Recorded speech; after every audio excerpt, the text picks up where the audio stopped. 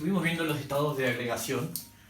Acá, como vemos en este cuadro, vamos a ver cómo pueden ir variando los estados de agregación de acuerdo a la influencia de la temperatura. Si seguimos la línea en rojo, ¿sí?, vamos a ver que los cambios que se van dando están dados por el cambio de la temperatura. Entonces yo a un sólido le doy temperatura, las partículas del sólido, que habíamos dicho que solamente tenían fuerzas de atracción, por eso le daba las características al sólido, vamos a ver que esa temperatura va a empezar a hacer vibrar las partículas, van a aumentar lentamente las fuerzas de repulsión. De esta manera, el sólido va a empezar a transformarse en un líquido. Va a llegar a un punto en el cual aumentaron las fuerzas de repulsión y se igualaron a las de atracción y pasamos a tener un líquido. Si yo sigo aumentando la temperatura de ese líquido, ¿sí?, empiezan a incrementarse las fuerzas de repulsión y yo voy a ver que el líquido se vaporiza y pasa al estado gaseoso. Si yo agarro el sólido, también puedo pasar del estado sólido al gaseoso, obviando el paso por el líquido. ¿Cuándo sucede esto? Se llama volatilización, y el ejemplo más común es el caso de la naftalina. No sé si ustedes habrán visto alguna vez en su casa. La naftalina son unas bolitas blancas que utilizan sus madres, generalmente en el invierno. Cuando viene el invierno y guardamos la ropa de verano, colocamos estas bolitas de naftalina, que son unas bolitas blancas, como de ping-pong o más chicas, entre la ropa, y esa bolita se van a ir volatilizando, van a pasar del sólido a gaseoso sin pasar por el líquido.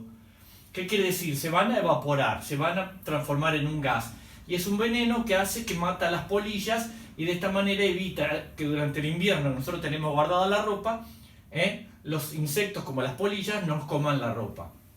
Entonces, la raya colorada nos muestra un incremento de la temperatura. En un sólido aumenta la temperatura, se llama fusión, pasa al líquido. El líquido aumenta la temperatura, por vaporización pasa al estado gaseoso. Y del sólido al gaseoso, evitando el paso por el líquido, que se llama volatilización. Al revés, yo ahora vamos a sacarle temperatura, no le vamos a dar frío, porque no se dice le damos frío, sino que le sacamos temperatura, y sigo la línea color azul, ¿sí? Si yo arranco en el gaseoso y le saco temperatura, en este punto tengo las partículas con mucha fuerza de repulsión, le saco temperatura y igualo la cantidad de repulsión y atracción y paso a un líquido, se llama condensación. Si yo le sigo sacando temperatura a ese líquido, lo transformo en un sólido, se llama solidificación, ¿sí? Y el paso del gaseoso al sólido, obviando el paso del líquido, se llama sublimación, y no es muy común en la naturaleza, no hay muchos ejemplos. Ya en un próximo vamos a ver algún ejemplo. El agua nos sirve como un buen ejemplo para poder ver los tres estados de agregación. Acá tenemos el agua en estado sólido, el cual se ha convertido en hielo, ¿sí? ¿Qué sucedió? El hielo está en estado sólido y en el plato, a temperatura ambiente, donde yo lo he colocado, de a poquito empieza el proceso de fusión. ¿Qué quiere decir? Ese sólido, sus partículas que predominaban las fuerzas de atracción, empiezan a calentarse, empiezan a aumentar su energía cinética y nosotros usamos el término, se empieza a descongelar. Pero en realidad lo que sucede es la fusión del sólido, el cual se empieza de a poquito a transformar en líquido, ¿sí? Si yo agarro este hielo, este agua en estado sólido, y lo coloco en un recipiente donde le estoy dando calor, ¿sí?, vamos a ver que yo acelero ese proceso de fusión. ¿Por qué? Porque el hielo estaba a 0 grados y primero lo pasé a temperatura ambiente, que estamos a 22, 23 grados, y ahora ya directamente le estoy dando calor. Como podemos observar, yo agarro una cuchara y lo muevo ya empieza a haber agua, ¿sí?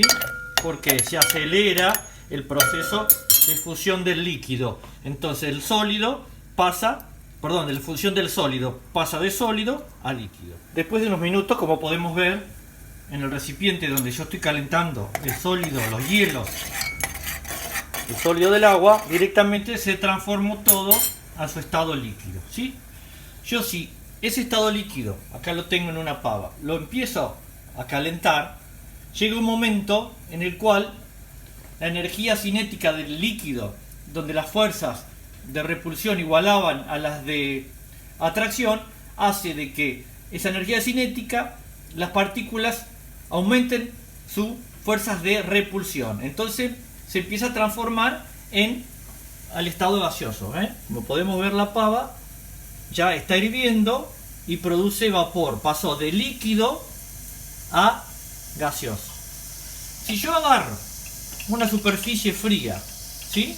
En este caso voy a usar la tapa de una olla y la coloco arriba del vapor que sale de la pava, vamos a ver que se produce el proceso de condensación. ¿Qué quiere decir? Es el paso del estado gaseoso al estado líquido, ¿sí?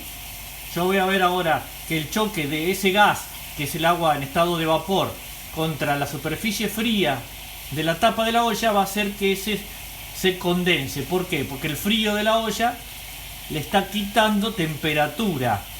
Y como habíamos visto en el cuadro, al sacarle temperatura, el gas se va a transformar en un líquido, ¿sí? Vemos ahí cómo se transformó en un líquido. Cuando el líquido pasa del estado líquido al gaseoso, que llamamos vaporización, tenemos que diferenciar dos formas. Uno es la ebullición, que es lo que estamos viendo en este momento, en donde se produce el paso del estado líquido al gaseoso de toda la masa del líquido.